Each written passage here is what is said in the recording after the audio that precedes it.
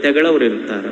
ಒಮ್ಮೆ ಕಷ್ಟ ಬರ್ತವೆ, ಒಮ್ಮೆ ಸುಖಗಳು ಬರ್ತವೆ, ಒಮ್ಮೆ ಪರಿಸ್ಥಿತಿಗಳು ನಮಗೆ ಅನುಕೂಲ ಇರ್ತಾವ, ಒಮ್ಮೆ ಪರಿಸ್ಥಿತಿಗಳು ಪ್ರತಿಕೂಲ ಇರ್ತಾವ.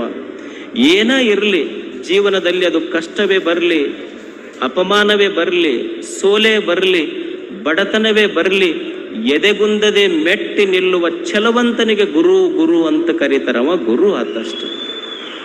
ಜೀವನದ ಮೇಲೆ ಕಷ್ಟಗಳು ಬರುವುದಲ್ಲ. ಯಾರಿಗೆ ಬಂದಿಲ್ಲ ಹೇಳ್ರಿ ಕಷ್ಟಗಳು? ಜೀವನ ಜಗತ್ತಿನಲ್ಲಿ ಇಬ್ಬರಿಗಷ್ಟ ಬಂದಿಲ್ಲ ಕಷ್ಟ.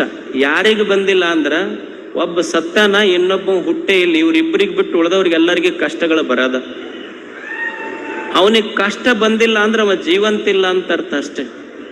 ಅಂದ್ರೆ ಜೀವನದಲ್ಲಿ ಒಮ್ಮೆ ಮಾನವೇ ಬರಲಿ, ಅಪಮಾನವೇ ಬರಲಿ, ಸೋಲೆ ಬರಲಿ, ಬಡತನವೇ ಬರಲಿ, ಕಷ್ಟಗಳೇ ಬರಲಿ, ಎದೆಗುಂದದೆ ನಿಲ್ಲುವ ಆ ಮನಸ್ಥಿತಿ ಐತಲ್ಲ.